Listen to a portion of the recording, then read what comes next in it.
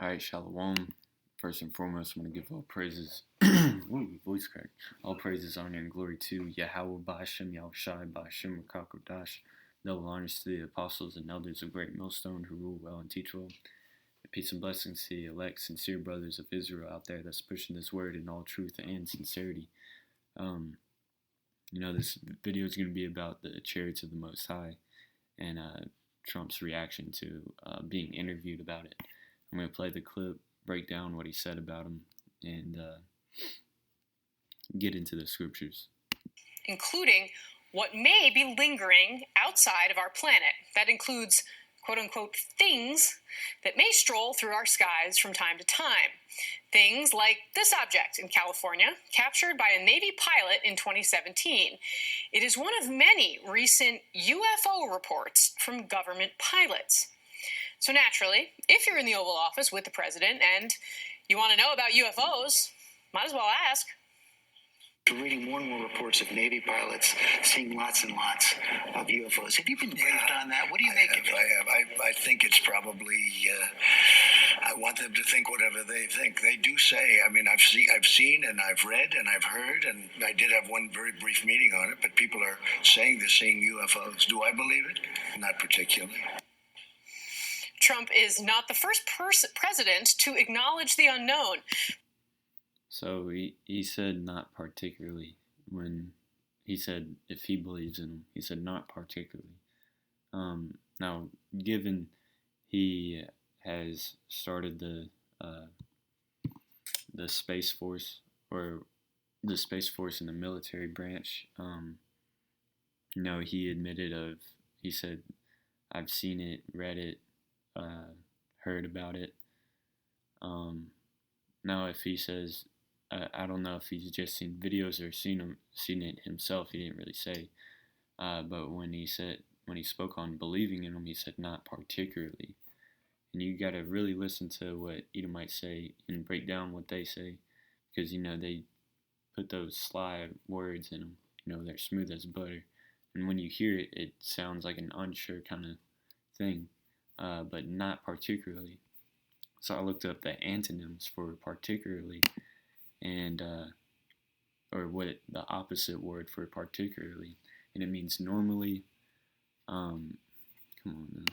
usually, commonly, generally. So you could substitute these words in for not particularly. So in other words, he normally believes in UFOs. He usually believes in UFOs. He commonly believes in UFOs. He generally believes in UFOs. Those images were reported by the New York Times Department of Defense. All right, they were taken by Navy pilots. They're well trained. All right, I don't think they would report anything like this unless they're sure that it was a UFO. And when they've been interviewed about it, they just say, I don't know what it is. But these are in the scriptures. They're not called UFOs in the scriptures, of course. All right, because the Most High reveals His secrets unto the prophets and unto His servants. All right. But this is Zechariah 5:1. Then I turned and lifted up mine eyes and looked, and behold, a flying roll. And he said unto me, What seest thou? And I answered, I see a flying roll. The length thereof is 20 cubits, and the breadth thereof 10 cubits. Then he said unto me, This is a curse that goeth forth over the face of the whole earth. All right. So he called it a flying roll because he didn't have much to compare it to at that times. Let's see, I'll go to Psalms 68:17. It says, The chariots of the Most High are 20,000, even thousands of angels, and the Lord is among them, as in Sinai in the holy place. So the chariots is also what they're called in the Bible. Chariots, clouds, whirlwind. Matter of fact, that's my next scripture.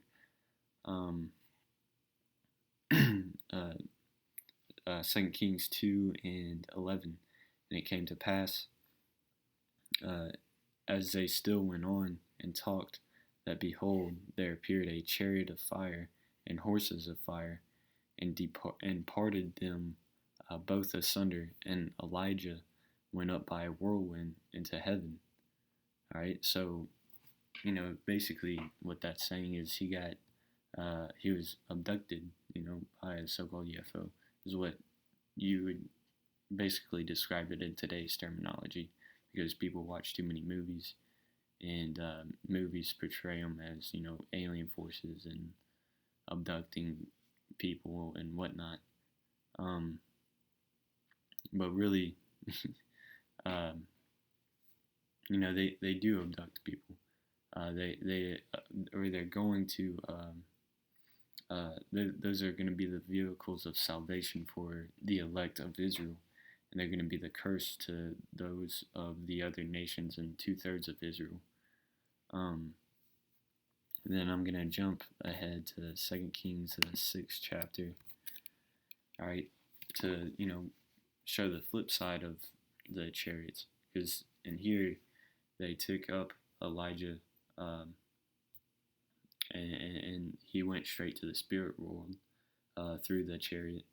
But in this particular passage, this is going to show, that who the chariots being used as a military force. This is 2 Kings chapter 6, verse I'll start at 14. Therefore sent he thither horses and chariots and a great host meaning army, and they came by night and compassed the city about. Now this is the Syrian army, alright, so these were actual horses and chariots and a big army. Is a Syrian army in particular. 15. And when the servant of the man of the Most High was risen early and gone forth, behold, an host compassed the city both with horses and chariots, and his servant said unto him, Alas, my master, how shall we do? All right, and this was Elisha and his servant. All right, after Elijah got taken up by a whirlwind, by a chariot. All right, and remember that he asked for double of Elijah's spirit, right? Verse 16, and he answered, Fear not that they be with us are more than they that be with them. All right, so he basically said, hey, fret not, we're deeper than them, man. We got more on our side. Chill out, relax. 17, and Elisha prayed and said, Lord, I pray thee, open his eyes, that he may see. And the Lord opened his eyes, and the young man, and he saw, and behold, the mountains was full of horses and chariots of fire round about Elisha. All right, and the reason why they're called like chariots of fire, or horses of fire. Now, some of these are fake.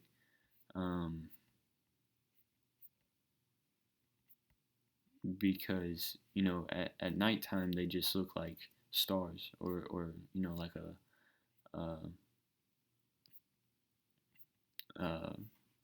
yeah, that's a good one. They just kind of look like stars, is what I'd mostly compare them to. There's probably a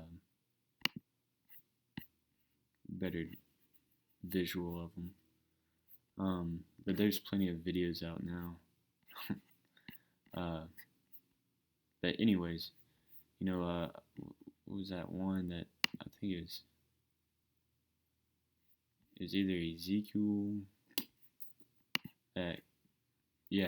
Ezekiel 1 and 4, it says, And I looked, and behold, a whirlwind came out of the north, a great cloud, and a fire enfolding itself. And a brightness was about it, and out of the midst thereof, as the color of amber. Right, amber is like this orangish reddish color. Here.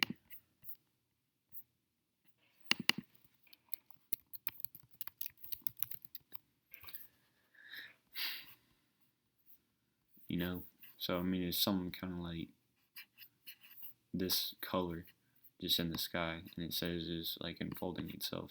If you've ever seen a chariot, then some of them kind of flicker. They'll get brighter and dimmer, and they'll move in weird patterns.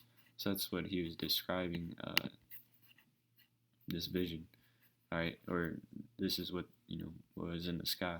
Also, out of the midst thereof came the likeness of 4 living creatures, and this was the appearance that they had, the likeness of man. That likeness of man is wisdom, and everyone had 4 faces, and everyone had 4 wings. This is actually going into the appearance of the angels. It says, and their feet were straight feet, and the sole of their feet was like the sole of a calf's foot, like a cloven foot, describing their boots that they had on. And they sparkled like the color of burnished brass, right?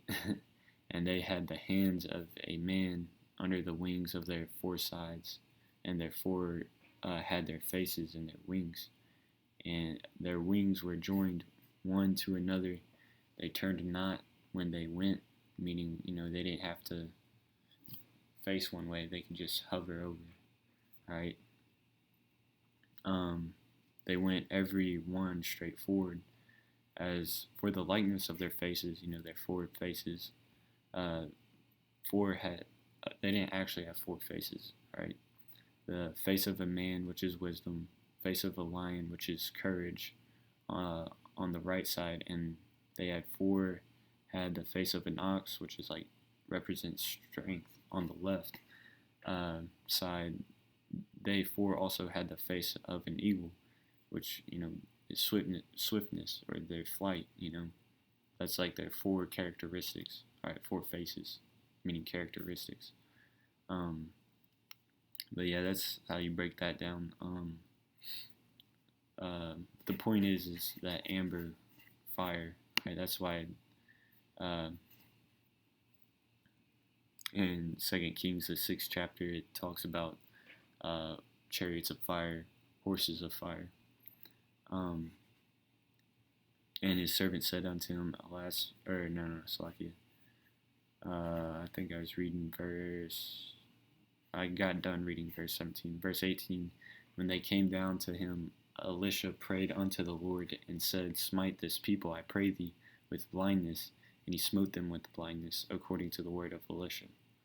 So, yeah, Elisha prayed to the Most High that the angels, the chariots, would smite them with blindness, and bam, they're all blind, right?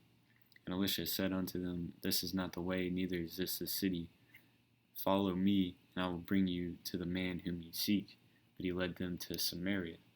Now, this whole multitude, this is at night, and this whole multitude came to capture Elisha, and they all got smote with blindness. And then Elisha went up to all of them and was like, here, I'll show you the way. This isn't the guy that you look for, neither are you in the right spot. I'll show you the way. So he's tricking their ass, man. Alright? It says, and it came to pass, when they were coming to Samaria, that Elisha said, Lord, open the eyes of these men, and they may see. And the Lord opened their eyes, and they saw, and behold, they were in the midst of Samaria. The king of Israel said unto Elisha, when he saw them, my father, shall I smite them? Shall I smite them? So king of Israel, was like, hey, should I kill him? Should I kill him? And he answered, thou shalt not smite them. Wouldst thou smite those whom thou hast taken captive with thy sword and with thy bow? Set bread and water before them, that they may eat and drink and go to their master. All right, so he's like, look, man, would you kill any of your prisoners of war? He's like, look, feed them, water them, and let them go. And he prepared great provision for them. And when they had eaten and drunk, he sent them away, and they went to their master. So the bands of Syria came no more into the land of Israel. All right, so it gave them that little message. It was like, hey, don't fuck with Israel, all right? And it came to pass after this, And Ben-Hadad, king of Syria, gathered all his host and went up and besieged Samaria. And there was a great famine in Samaria, and behold, they besieged it, until an ass's head was sold for 80 pieces of silver, the fourth part of a cab of dove's dung for 5 pieces of silver. So, the Most High had it to where, they went and captured Samaria, but, and let them live there. But the Most High plagued it, to the point where, they're starving and paying, way overpriced for low quantity shit and actual dove's dung, bird shit, right, for 5 pieces of silver. But hey, that's how the Most High gets down, man.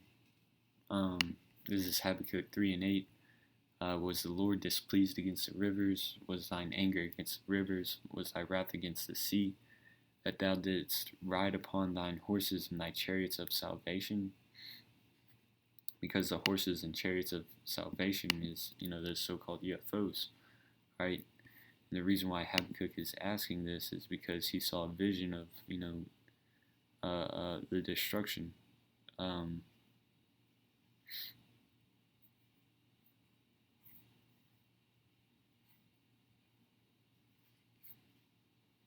Yeah, it says up above verse 6, it says, He stood and measured the earth, and behold, and drove asunder the nations. The everlasting mountains were scattered, and perpetual hills did bow. His ways are everlasting. All right, so Habakkuk was, seeing the Most High, mess up the other nations with these so-called UFOs. He's like, dang, were you mad at the rivers? Did you have something against the sea? That you had to, get on your chariots and mess up everything? No, it's because of the wickedness that's been going on for ages, man.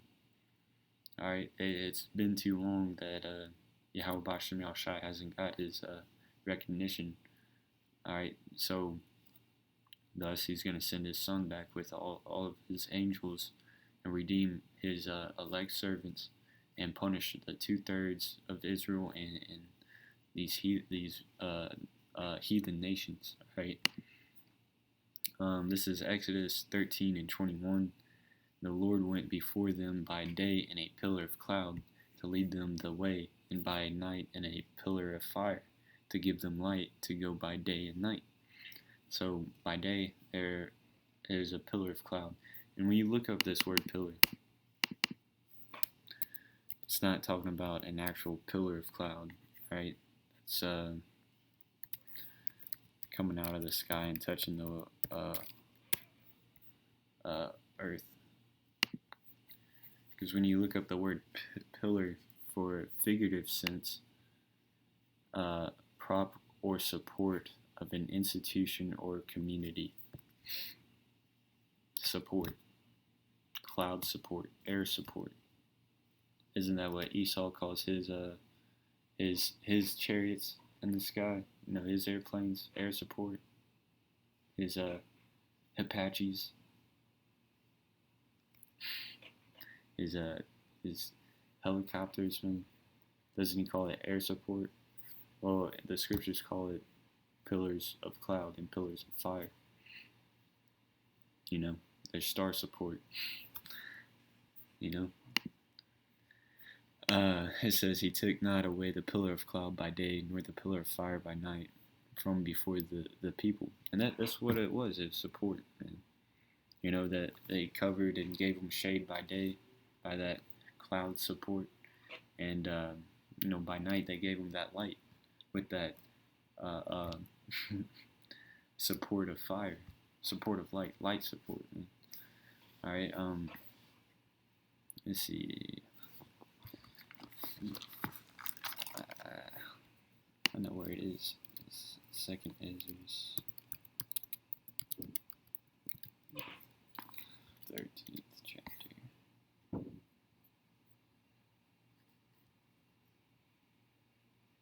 Is it 13th? I think it's 15th. Slack you.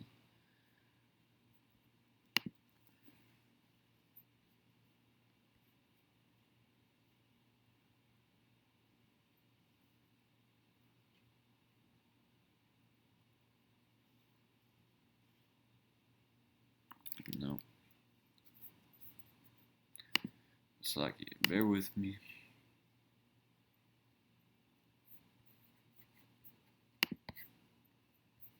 This is going to be the interesting part. This is my favorite, or one of my favorite scriptures. This is 2nd Ezra 13, and I'll start at 1. And it came to pass after 7 days, I dreamed a dream by night. This is the servant Ezra. And lo, there arose a wind from the sea, that it moved all the waves thereof. And I beheld, and lo, that man waxed strong with the thousands of heaven. Also, if you go into this thousands, it's synonymous with clouds. I think I have that in.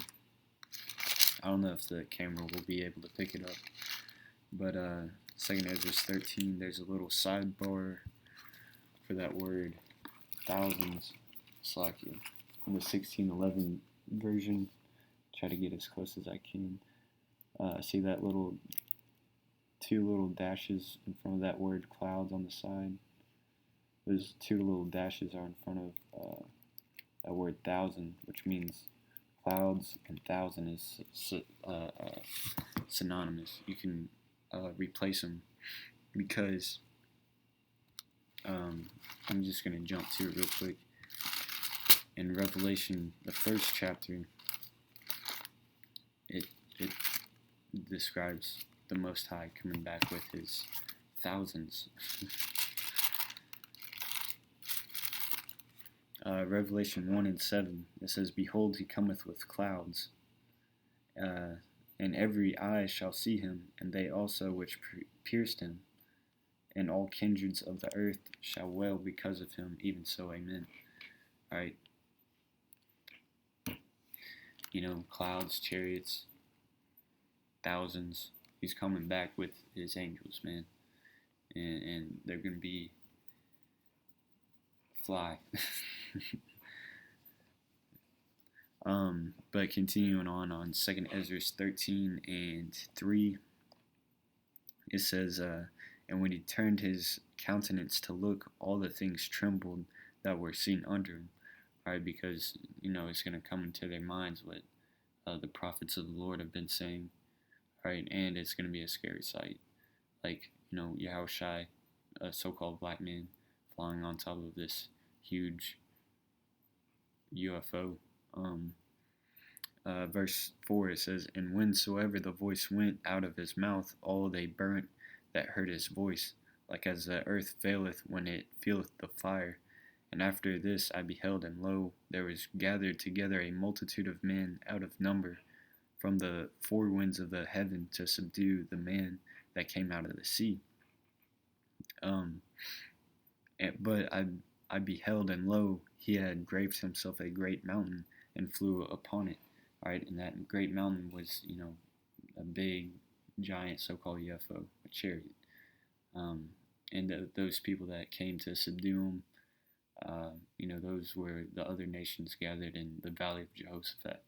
Alright, with that, I'm going to wrap it up. Hope this video was edifying, and shalom.